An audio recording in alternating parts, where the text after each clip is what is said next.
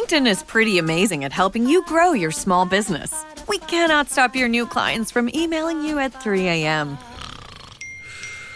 We can help you sell, market, and hire in one place.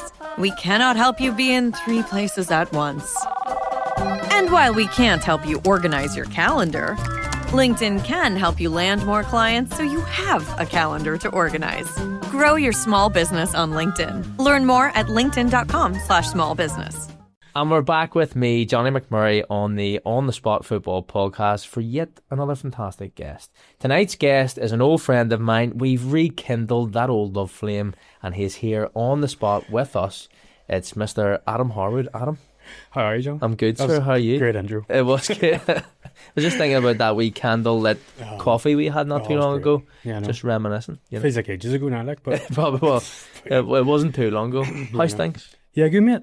Season's over now, so kind of doing more stuff with the women's stuff at the Glens, but it was a long season. Yeah, there was a lot of games. Absolutely. But no, learned a lot anyway. Yeah, but no, it was productive. Well, there's a lot of things to talk about. Not only are you a footballer, but you're a man behind the camera nowadays. You know what I mean? And a lot of people probably know you for doing this. So that's the interesting side to me. You're probably one of the first, well, along with Desi Lockery, you're probably the only people who have came in that's kind of doing that sort of stuff. But you're heavily involved with the media. Yeah. What's that like?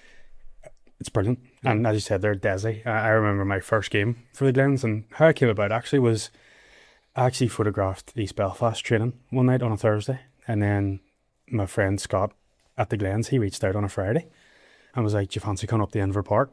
And I was like, oh yeah, that's fine, I'll come up. So made the journey up, and literally the first person I seen was Desi.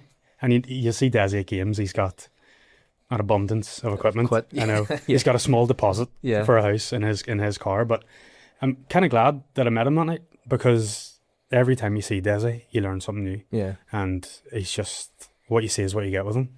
And it was just fantastic. I rock up with the kind of beginner set camera, you know, and Desi's there, and he's like, the biggest thing I learned from him, he's like, just shoot what's in front of you. Because I didn't have one of these big fancy lenses that all these press photographers and stuff have. And so I kind of just stuck around Desi. Yeah. And then from there, I'd done it for the Glens for about 18 months to 2 years. And then they hired me. Yeah. So, and it's flown in. It's been unbelievable. Just seeing behind the scenes and you're still in amongst the team is great. But I kind of played with half the team growing up too. So that's the strange bit, isn't it? It's the strange bit, yeah. So the likes of Sengo, he's been great. You know, he's a great player on the pitch as well. But it's good to see him from behind the scenes as well. Tomorrow morning is knocking. Stock your fridge now. How about a creamy mocha frappuccino drink? Or a sweet vanilla? Smooth caramel maybe? Or a white chocolate mocha? Whichever you choose, delicious coffee awaits. Find Starbucks Frappuccino drinks wherever you buy your groceries. Oh, you know. In terms of that, not only are you just like shooting content, but trying to be creative with it all. You've got access to the full club, whether that's board members, chairmen, management, and then new signings coming in. Yeah. How do you come up with the ideas? How creative can you be? You obviously have full control over what way you want to do it. The thing is, like, we have a great team. You know, we have Matthew Brown, Russell, and Ross. You know Ross yourself. And it's communication. You know, we talk amongst each other when needs done or what can we do different. The hardest part is probably the transfer window. Okay. Because it's all very last minute. But we're ready for it. And it's just a case of getting the signing photos done, the interviews done with the new player and the management. And as you said, like, the backroom staff at the Glens is unbelievable. And it's fans don't really see that side, but see off the pitch, like Glentoran behind, like in the changing rooms and training is great. That's it. I was there whenever Feeney was there, and obviously Decky and Paddy and all was there, and the professionalism of them and just watching that team grow is crazy. And I think that's what teams are doing now. You know, it looks like Coleraine with Dylan, and other teams are now hiring photographers because there's a business side to it as well. And you only attract sponsors, and if they get a professional photo shoot or they get content for their own business, and that's in line with the Glens, it goes hand in hand. But from that media side of things, the boys are great. There's never any pushback. from them. Pre-match interviews or any charity events, or around Christmas time can be a bit weird because we have to get the Christmas hats and all. Like, but it's great. But no, the boys are brilliant. Yeah. Do you see them all in a different light? You see them more on a personal level, rather than just a player. Yeah. So yeah, it's great. And then you find yourself talking to them throughout the week. They're asking for photos, or their families asking for photos. So yeah, it's great. I love it. In terms of that, it's something growing up, and you're always looking, especially as a young kid. Yeah. Do you know what I mean? You're playing in the Irish League, you're professional, you want to publicise it, mainly for the birds. Whenever you're growing up, when you were 20, 21, you're always trying to get females, getting the best photos, and you were looking on. I remember like going on Press High.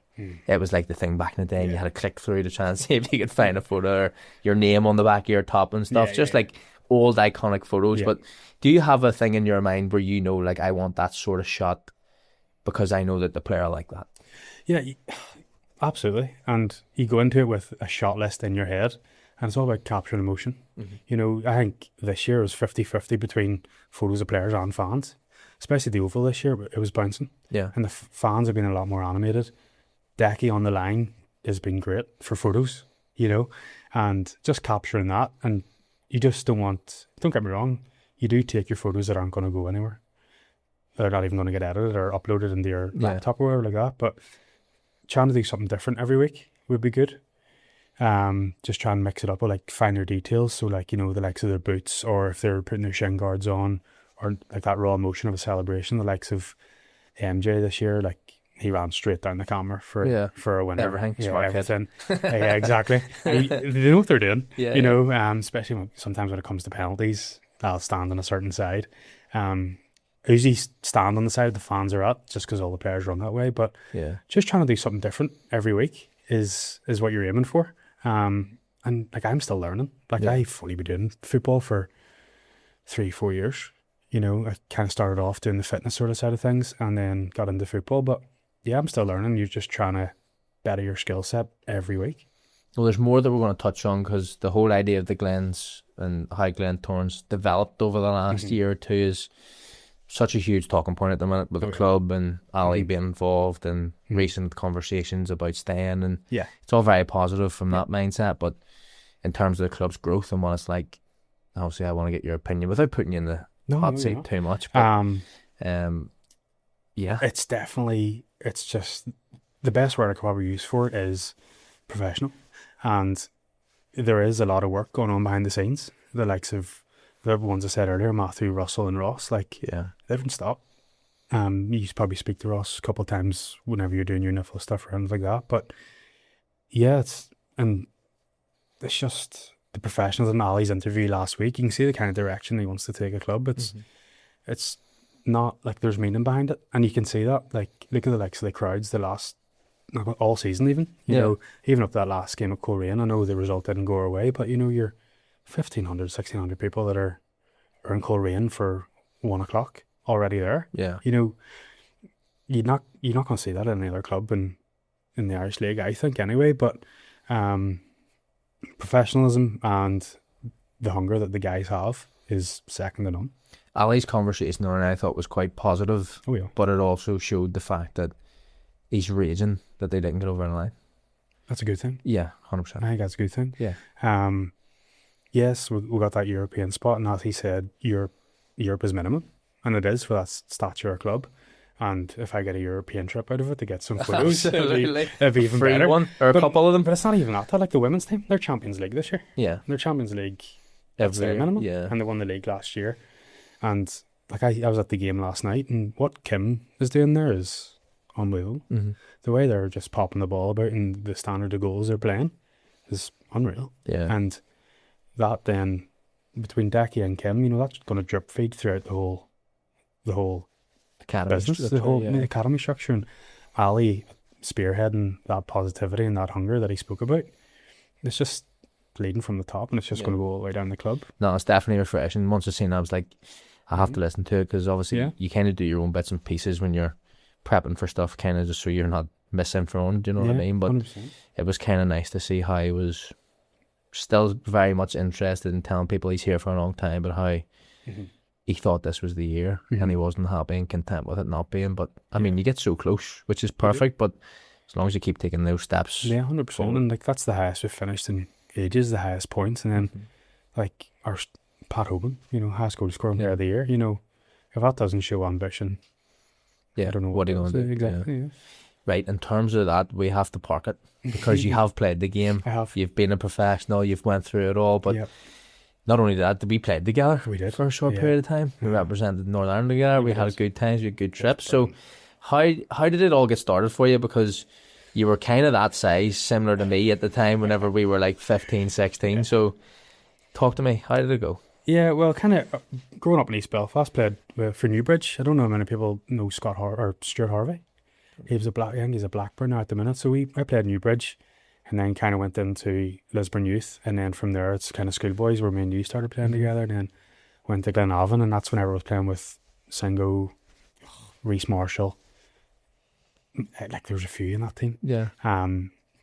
So you get into schoolboys, and obviously we played together across. I never forget that England trip. It was so good. You come on, scored. It was unbelievable. But yeah, there were special moments back then. And then obviously got to move to Dundee United, signed 3-year pro over there, and I left home at 17, 18, yeah.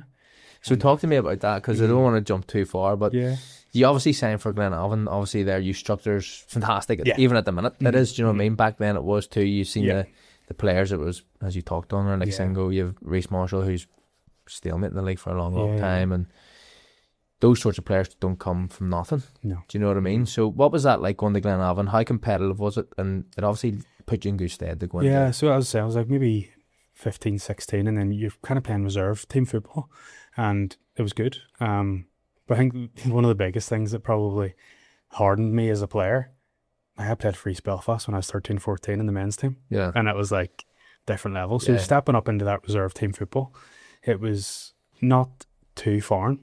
You're playing with maybe first teamers that are come back from injury or suspension, or like maybe a new signing wants to get some minutes under the belt. So going into that reserve team football was great. And as I said, playing the likes with Singo, how he is now is exactly how he was back then. Like, absolute athlete and great to play with. I kind of played centre half and sometimes holding midfield with him. And we had a great team. And then obviously towards maybe my end of my career at Glenavon, I was kind of over at Dundee United every other month. So it's weird because you weren't playing as regular back home, but you were going over there and playing maybe like a closed doors game against Hibs or Celtic or something like that. So it wasn't as if they just signed me and I moved right away. I was kind of drip fed into that culture and how it is over there. So going over every other month was pretty good. It means I wasn't going over that summer not knowing anyone. And then, that was it. What was your initial reaction like to getting invited over? Because I always remember us going away and having that sort of time away with Northern Ireland. Yeah.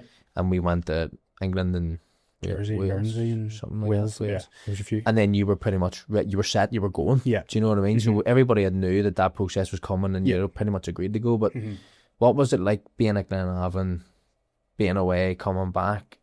Did it change how you thought about football? Yes, because you're going in, when you're over there, you're in the full-time environment. And I kind of seen that as motivation to, whenever I came back from Scotland, to prove why I was going over. Yeah. So he sees some young boys that might get carried away with it and their ego might get rubbed up a wee bit. But that was me and I never went. Nah, come on, that's harsh. That's harsh. But no, coming back, he still wanted to be like, I'm going over because I'm working hard. Like I was always into fitness and into the gym and stuff like that. But then going over there, you needed to come back and show teams that you were playing against and your teammates why you were going over. And then that was it. Kind of just what you learn over there for maybe like 6 to 7 months going over back and forth. You kind of want to bring that to the game over here and practice it. If it's possessional or whatever they do, and just see how it goes and get used to it. The initial first thing I noticed going over there was the pace of the game. Yeah. Even at that age? Yeah. Oh, yeah. 100%. It's probably even better now. Well, no doubt it's better now. Yeah. But yeah, the pace of the game, the standard of facilities is, we trained at St Andrews University, and if anyone's ever seen them pitches or the sort of setup they have over there, it's incredible. Yeah. Yeah, definitely. Do you think that's partly where we fall down? Like, when you consider high schoolers in America and the money that's drip fed into sports and backgrounds and even like striking distance suites or recovery units, and I know that you're talking millions because of the size of the sport, but it just shows you whenever you have the right facilities, you're really making prime athletes. Yeah, 100%. Like I went to Arkmedia High School. The school's not even standing anymore, and the football pitch was gravel. So anything I was playing on was great. You know, doesn't matter As long as it had grass, and you're still swimming in it. Doesn't matter if it was like any pitch. Like anything was going to be the gravel pitch, and leaving school at 16, doing GCSEs, and then going over a year later. You know, I was used to that rugged and sort of tough football inside over here. To going over there and the pitches have got full-time groundsmen, and you know, one pre-season over there, like Fulham and Man City came over and done their pre-season. Yeah. And you're like, that's like chalk and cheese to what I was so used to. So I had no excuse over there, you know. If you couldn't play on that, you can play on anything. To get a 3-year deal off the bat too, it's a lot. Yeah. You just got to work hard for it. Yeah. You know, you had to go over there and prove yourself. And, you know, one of my friendly games was against Celtic, you know, and being from East Belfast, you're going to be pumped for that game. You know what I mean? Yeah, I get you. And, yeah, it was great. But, yes.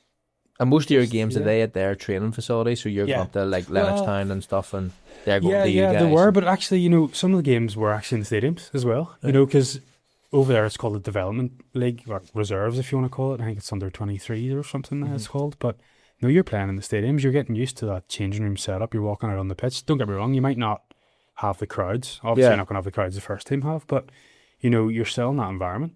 You know, you're still playing on these pitches that, like, the first team's going to be playing on a Saturday. You're just playing on a Tuesday night. How did your time progress as you were over there full time? Did the speed of the game continue to get more?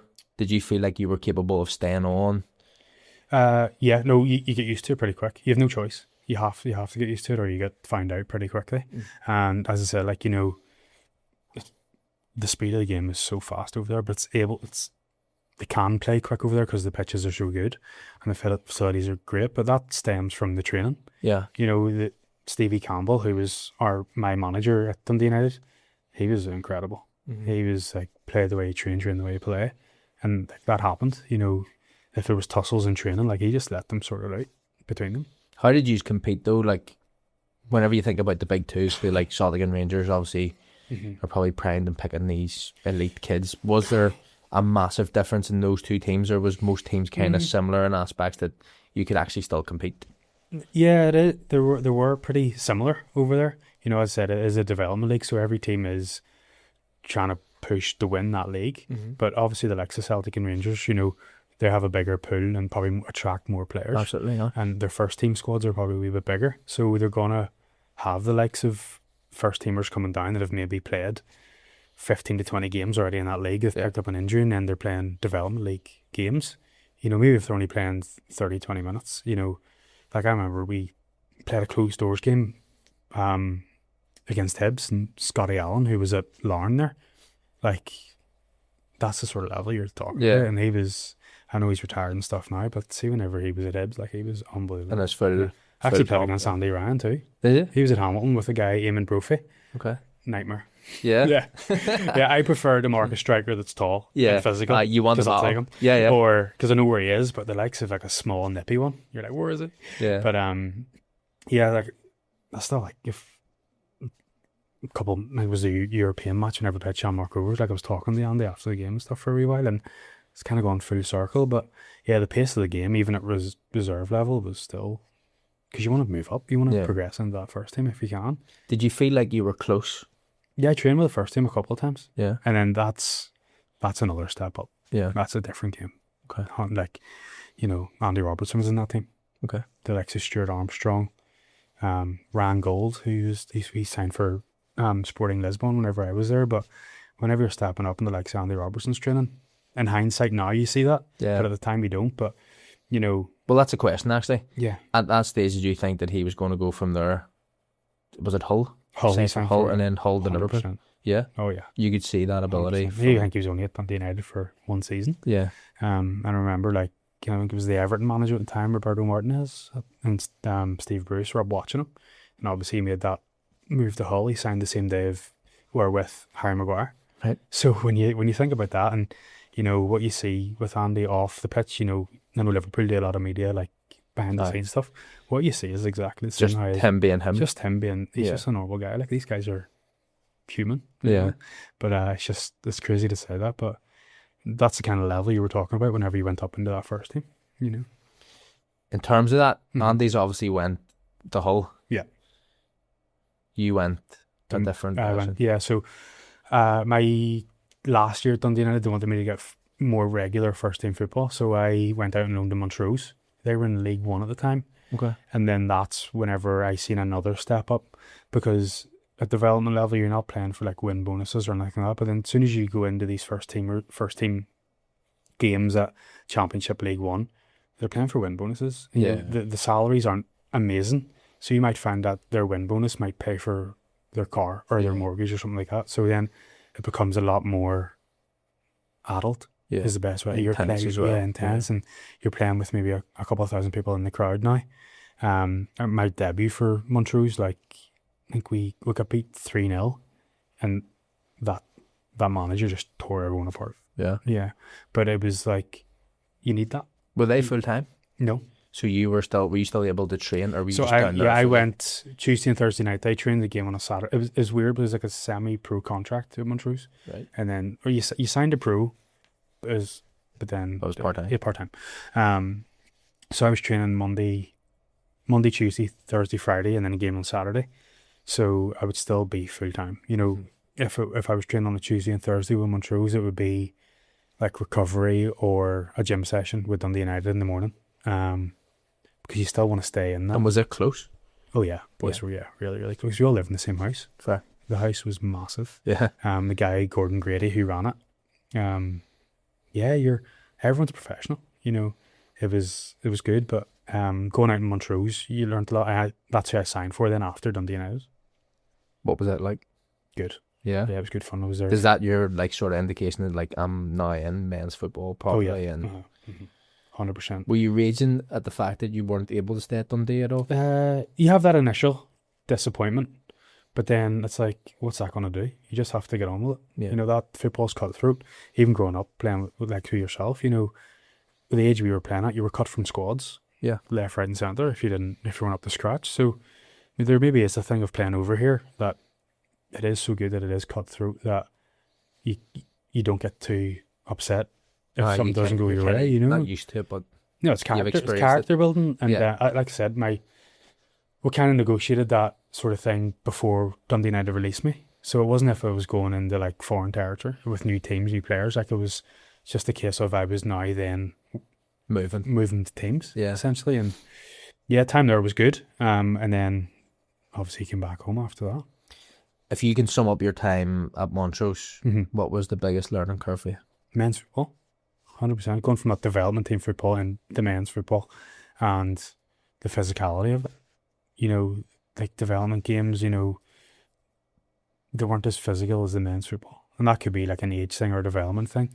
But going into that sort of environment where the guys are now playing for bonuses, they're playing to get promoted, because you can't get promoted in the development league. Yeah. They're playing for promotion. They're maybe playing for like a Scottish Cup space, because them leagues still do that.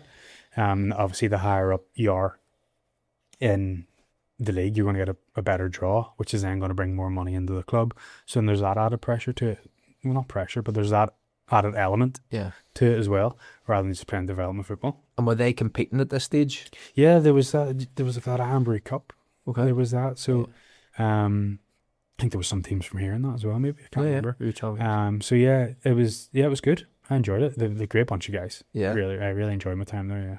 Did you want to stay over there, or were you wanting to come home at that stage? I don't know.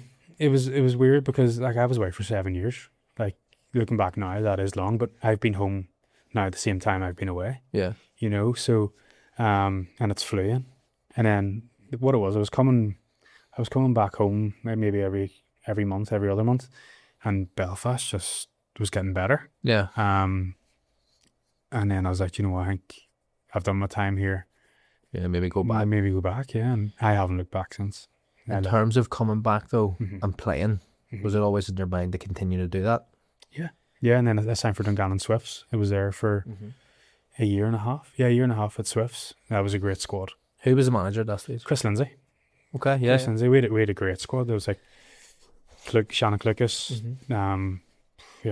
Dougie Wilson. Chris Haggerty would have been there, no, maybe? No, he wasn't just there, right, yeah. that's it. So Alexis Terry Devlin was coming through. And Okay, Ben yes. Gallagher now, he's at the Glens. Like, you know, it's weird. I've gone full circle in so many areas of my life. But yeah, Dungannon for a year and a half there, and then obviously lockdown happened. And that's whenever it was like, you know. There's decisions to make. Yeah, there's decisions to make, because I came home. Obviously Dungannon were part-time. I think I was the only Belfast player. Okay. So I was travelling up there maybe 2-3 nights a week, plus I came on a Saturday, and I then got a job at Better Gym, and we were opening the gym at like 5:30 for people to come in, but then I wasn't really getting in from training at like 11:30, 12:15, travelling down, and then that 4 hours sleep. yeah, 4 hours sleep, right back into work, and then, you know, if there's a game on a Tuesday, you're training on the Monday, and then you're back in on the Thursday for a game Saturday. The reality of part-time football kicks in. Yeah, exactly. Yeah, it is. And as I said, like, lockdown happened, and then that was it pretty much, to be honest with you. Didn't really miss the travelling. I had a bit of a spell at Ards with John Bailey. But as I said, lockdown happened, training and all stopped, and then it was just kind of like, I didn't like the stop-startness of it, or Yeah, because some people continued and... Yeah, and then your priorities change a wee bit. You're then working full-time, and then you're trying to juggle Sorry, go on ahead. You're then trying to juggle that full-time job on top of playing 4 or 5 hours your Tuesday, Thursday night, and then you're away to Ballinamallard on Saturday. You're always going to pick their furthest away. Furthest away, yeah. In terms of that, did it come to a stage where you were more interested in just the fitness side of things?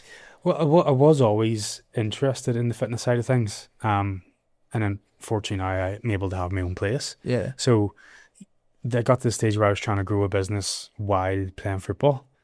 And then, you know, once you're self-employed, like if you pick up an injury or anything, or anything like that, you know, that's people aren't going to pay you whenever you're injured. Like. 100%. So things like that started to play in your mind, then you start to like ruminate on it, and then, you know, you start to overthink a few things, and then from there it was like, you know what, it's maybe not that it's not worth it, but it was kind of like, I'm trying to always get back into it. Yeah. You know, or you're starting to be like, I have to go training tonight, and then I'm back in at 6 a.m. in the morning and stuff like that. And personal life and weighing up responsibilities becomes family, more, you know, doesn't it? Yeah, 100%. But don't get me wrong, you know yourself, you get the itch. You miss it. You do get the itch. Yeah. You get the itch. You do get the Oh. itch once or twice a year, but you know, the likes of being with the Glens kind of scratches that itch a wee bit. You know, you're still in that team environment, you're still in that football and mindset, as you will, but there are kind of give you some sort of element of like, I'm still involved. 100%.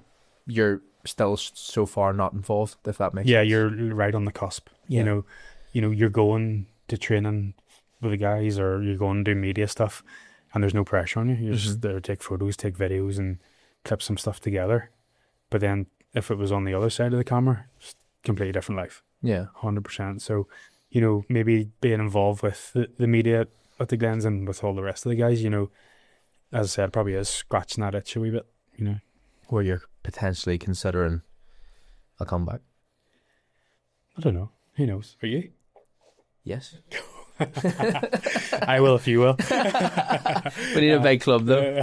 Someone with a big black bag. Exactly. Look, do you know what it is? You know, my first thing, if I was to go back to football, the first thing I would need to think about is the enjoyment of it. Yeah, well, that's exactly where 100%. I am. Yeah, you know, Because I didn't enjoy it for such a long period, and it's like, I'm not going to put myself in a position to do that again. Like, it's always supposed to be freedom, 100%, and it wasn't. or like an escape Yes. of things. So yeah, that would be the main factor, but I'd still love to do the Glen stuff during the week and on a match day. Well, I'm sure you still would be able to figure that out or fit that in. Well, most games are on a Friday night now. Yeah. You know. I know, which would be great. Yeah, which would be good, or you know, like if it is sort of ad hoc, you know, but as long as you enjoy it. Yeah. Like training, I love training. Training was great. Training was good fun. How long have you been out of the game? When you say COVID, what's that, 2018? COVID? No, 2020. 2020? My last sort of game would have been 2. Okay. Yeah. Had a couple of training sessions with Sirocco. Got a real bad itch a couple of years ago. Okay. And then trained for about 6-7 weeks, played a couple of games. And I think there was one day, I had a job to do, and there was a match. Couldn't make the match, and then I initially got that feeling of, oh, it's back again. I'm working over a game. That you can't just dip in and out whenever you can. You have to sort of commit and separate. Yep, 100%. Not even for that. Like, that's even for the team's benefit. Oh, you feel like you're letting people down. 100%. You can't just expect to start. Because if I miss a training match or training during the week, I'm a big advocate of, if you don't train, you don't play. Yeah. Then I don't want it to be, he didn't train for this week and then he starts on Saturday.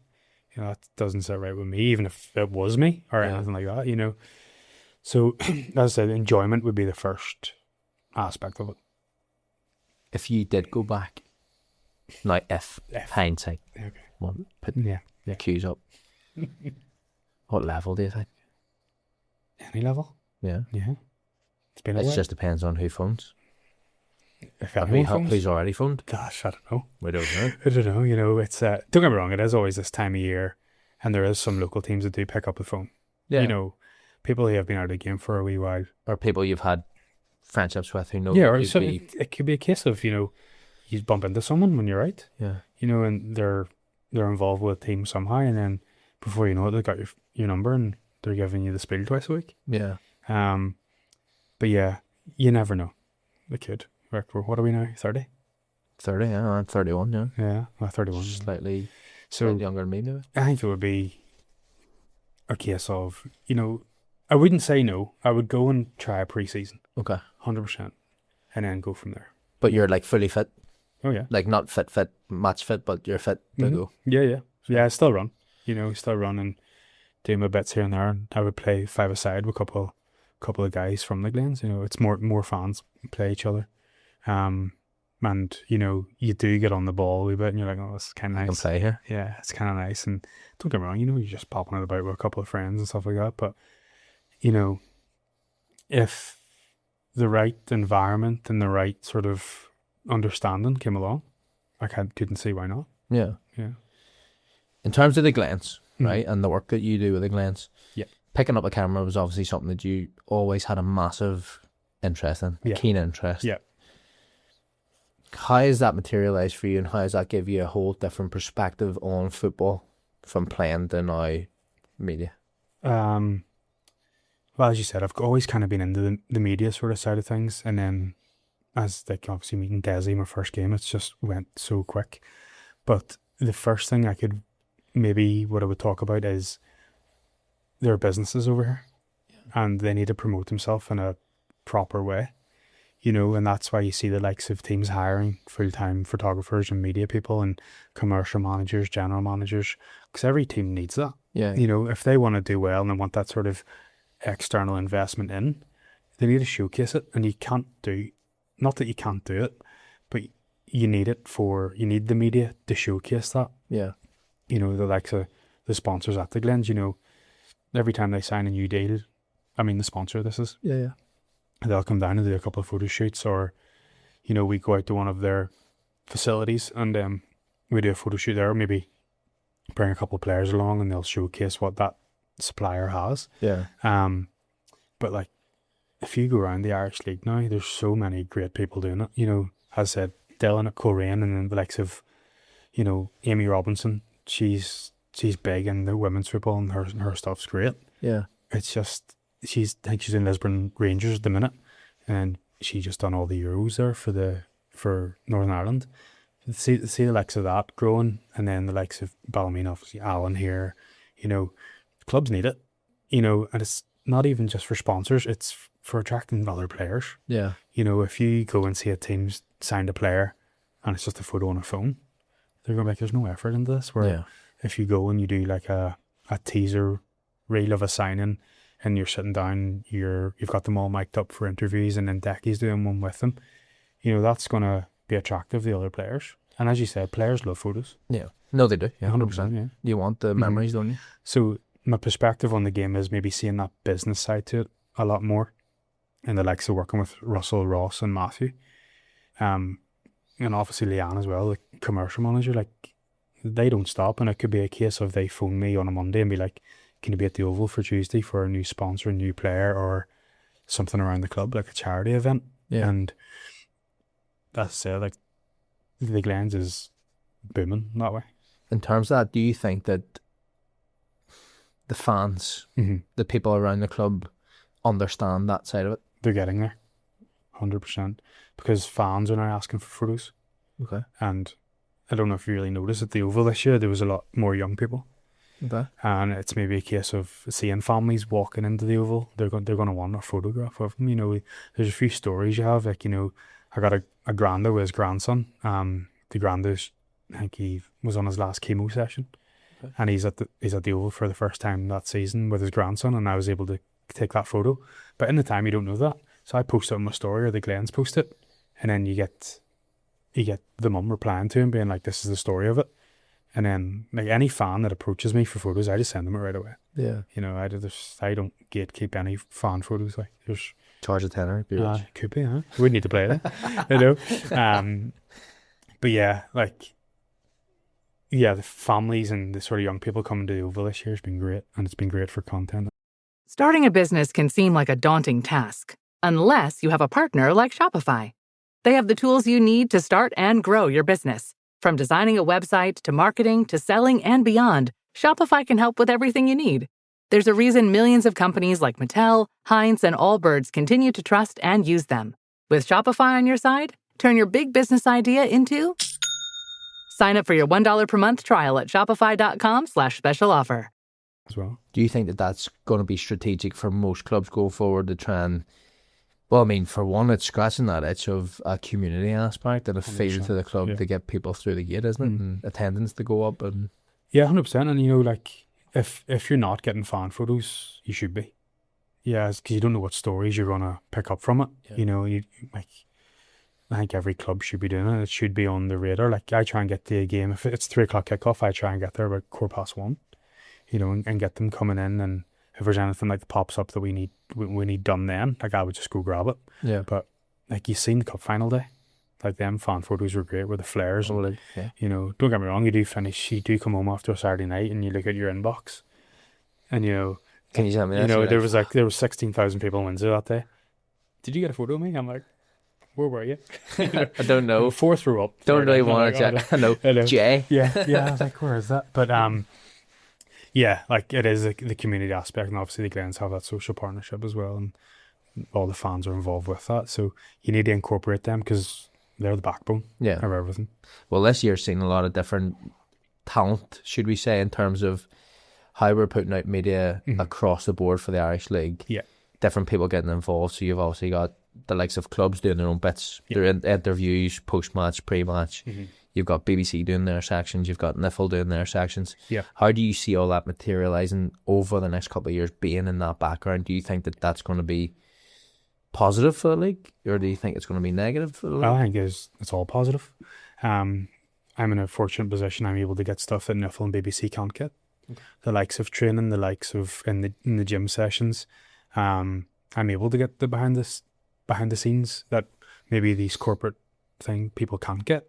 So I have to really use that as my positive to be like, right, I'm going to a training session today, or, you know, maybe if it's like we went up to Ulster Hospital there just at Christmas and it was all our content. You know, we were handing out presents for Christmas to the children's ward, you know, and for me to be able to get that for the club, it's only positive. I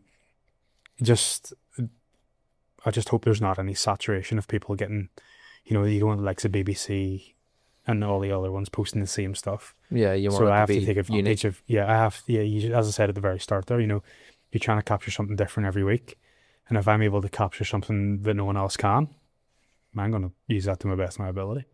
I always said that, like, when you look at certain individual jobs, about 15 years ago, everybody became a PT. Yeah. What's the chances everybody wants to become a sports media mogul and wants to take pictures and get into being...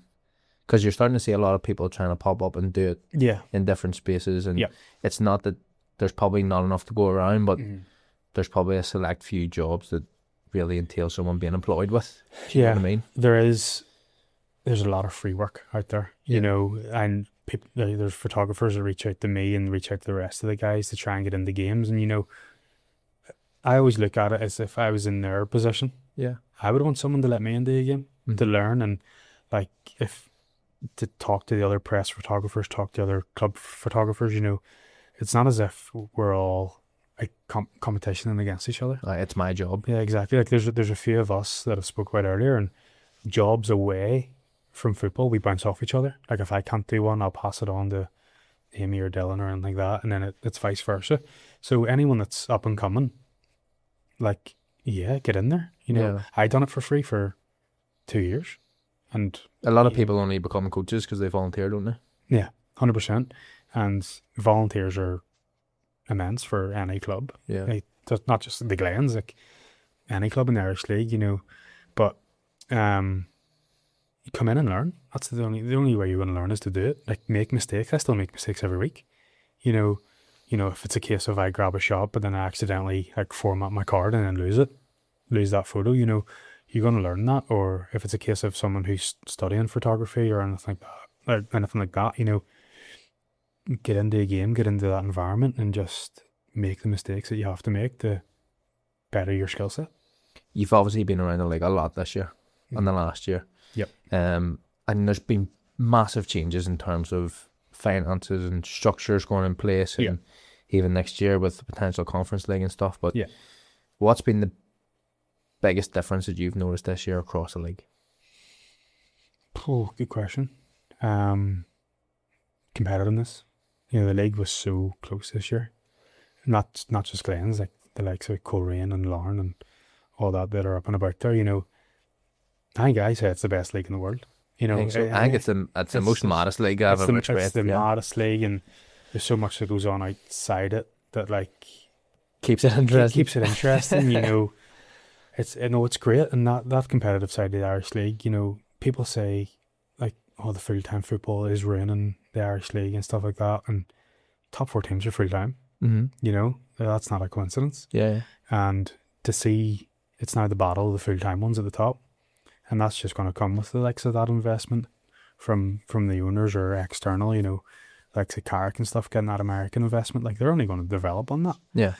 Which is, if we can showcase the league better, every club, I mean, like sort of everyone in the league, that's going to attract investors from elsewhere to come in and make it a better league. You know, obviously we've got this Stadia Fund, which no one knows when that's going to happen. No. But whenever that happens, you know, that might be tip of the iceberg. It might get that snowball effect rolling. Yeah, well, you've got fresh stadiums if the Oval's brand new. Exactly. And Cliftonville got a revamp, and you have these old historic buildings looking. As long as they can keep their character. Yes. That's the main thing, you know. The amount of ground hoppers that come to the Oval every week is incredible. That's insane, yeah. It's honestly, like, you know, I think there was a squad of them over from Germany not that long ago, just after Christmas. That's like a tour, isn't it? Yeah. So he's the guy, Billy, that does the tour, but there was like 60 of them in it. Right. Mm-hmm. It's a good way to make money, isn't it? It is. And, you know, if we're able to take photographs of the ground hoppers, and if they're in like a forum or a Facebook group or whatever, and they're like, oh, we done a tour of the Oval and we're able to get professional photos, that's just going to attract more and more people. Yeah. With the Glens, the investment that Ali's put in, Ali's not somebody that I've actually had the pleasure of being able to meet, but I would love to. But he's obviously saying he's sticking around for a long time, which is a positive for the Glens. The Glens have obviously increased and got better as times have went on, and as you've touched on, the job that Decky and Paddy have done there has been fantastic. Yep. Do you feel like the Glens are in the best place they've been for a long time?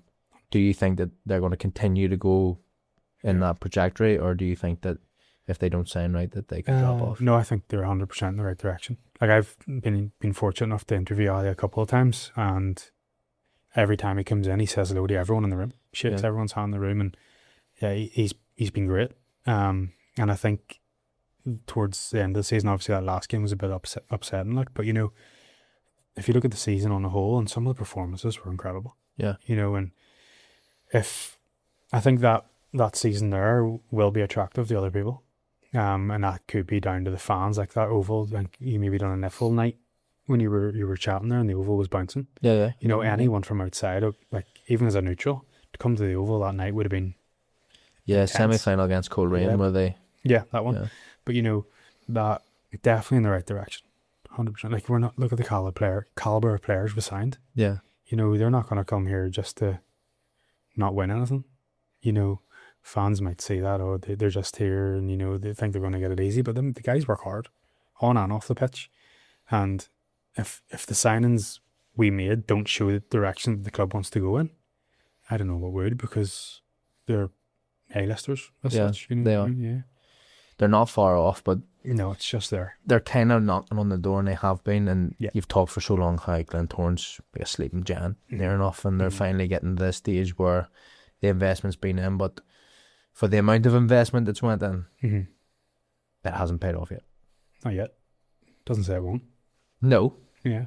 So you're teetering on the edge of it's ready to come. 100%. You think next year Golden League? I can't see why not. We were so close this year. Obviously we can talk about decisions made earlier on in the season, but No. we'll stay away from that. But we'll stay away from that. But no, it's true. Yeah, like it's true. the conversations need to be had. Yeah, But that is football. It's you can't dwell on it. You just have to get on to the next game. Like I said earlier, something doesn't go your way. You talk about it. You learn from it. You're on to the next game. Yeah. And Decky's great at that. Like his man management, like I see then off the pitch, is great. So I can't see why we couldn't. Yeah. We were so close this year. A couple of points in it. The volume of games is incredible. You've that opportunity to pick up points maybe 3 times a week at the minute. I really enjoyed the very end of the season. Me too. I think it was one of the best looks from the Irish League that's had for a long, long time. I think the way the league played out last year with Linfield winning so early, it killed everything. Yeah. No, I would agree with you. I think that tightness at the top is what the Irish League's about. It needs it. Maybe towards the end of the league, like players are starting to get a wee bit fatigued and they're picking up wee injuries here and there, and the Glens have that squad to rotate. Yeah. If we come in, I know there's a few players are probably getting operations and stuff this towards the end of the season here, or coming up to pre-season, but if they come into pre-season flying, we'll get that head start, maybe ahead of a couple other teams with that European spot. Yeah. You're starting that league, probably the fittest. There's not a better start to the season physically. Yeah. By playing in Europe. One of the things that I want to touch on just before we finish, 2 things actually, is Paddy. McCourt. Derry Pele. You should see him training. Is he training? He would be on the side. If they're in possession, like small sided games, he'd be either behind the goal or on the side. And that's class. Get Yeah, him he fit. just oozes. Get him fit. It's somebody. Aye. Obviously, I've followed football for a long time, and Paddy's obviously represented Northern Ireland multiple times and played for Celtic, and you see the clips and videos, and it's such an incredible footballer. Oh, wow. Such an incredible mindset. Uh-huh.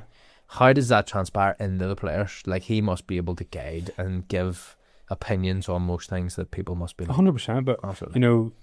Paddy might not be as what's the best word, animated or whatever as Declan or as loud, but when Paddy talks, you listen, because he's played everything, he's won everything, and if training standards aren't there, like, he lets the boys know. 100%. And because he's done it, people look up to him. Like, if your assistant manager has played Champions League several times, international, like, scores from the halfway line, dribbles the whole way up at Windsor, like, you're going to listen to him. And that's it. But him and Decky are brilliant together. Yeah. Just bouncing off each other. And then, you do see, like, as I said, like in possession games, obviously it's one touch on the side or whatever. He only needs one touch anyway. Yeah, he's a good guy. Tim McCann needs 15. I didn't say that. The other side of it is that I want to touch on just before we finish. Yeah. The playoff situation that just happened. So obviously you've been involved all year. A lot of games have been played. Dungannon obviously have to play the Irish Cup final. Yeah. Which is such a big game. Yeah. Go play Carrick, go play Glenavon, and then go play Linfield. What's your thoughts on that little piece at the end? if you can keep yourself ticking over while the other games are going on, keep the squad fit and keep the mindset of we've got X amount of games coming up, just hold that standard throughout. It's like, if you speak to any of the players, they take every game the same. Yeah. So I can't see why they would treat that any different to a cup final, because then you've got 3 or 4 cup finals towards the end of the season. But there's that wee weird period where it's after Irish Cup and there's it's a like bit of a break, you know. Just, there's like a week to 10 days where the players are off. yeah. So it's just keeping them focused in. I think that's the main hurdle there. Do you think that they'll continue that next year the same way? I don't have a clue. Don't know. I just think it's a very strange Mm-hmm. setup. Like, for you to potentially have to, I know it's going to be unlikely for someone to have to play all 4 of those games. Yeah. Do you know what I mean? Like, Yeah. especially with the Irish Cup final being one, Yeah. but I mean, you look at it in different ways. Linfield obviously had to wait 15 days or 16 days You know, to play a game, which can be Yeah. tough in its own right. Do you know what I mean? because you can go into them playoffs with a competitive advantage by playing competitive games. You know, you want your players to be playing competitive games going into that latter stage of the season to compete. You know, I don't know if the guys play closed doors games or whatever, but it's just not the same. It's not. So you can see both sides to it. Yeah. 100%. Last question before we get up and get that well-deserved tug that I've been waiting on for such a long time. But Glens win the league next year. Brilliant. Do they? Do they not? I would love to see it. You don't sit on the edge. Oh yeah, well, I want them to. Okay, so you think Glenn's going to win the league next I'll year? call it now, yeah. Okay, that's fine. I Just believe want in next them. year. That's fair. 100%. You can believe what you want. I'm Yeah, just saying. exactly. I'm just asking the question. I'm allowed to sit in the edge and the interview. And there's loads of other fans that would feel the same as me too. Well, it's good to see this year. It's very positive. I hope the league goes the exact same way this year as it did last year. Just don't be a one-horse race. No. Just 3 or 4 people all competing, all challenging. I agree. Take us to the last game of the season again. Fantastic. I agree with you. But listen, thank you so Thanks much for for having me. coming in. Thank you. It's been great. Hugs to thank God. Cheers, man. Appreciate it. Oh, thank you. Good to see you. You too. Thank you very much. Oh, it's good to be back in the hot seat, man. Join us next week on the On the Spot Football Podcast for hopefully another fantastic guest. Tune in, find out. See you soon.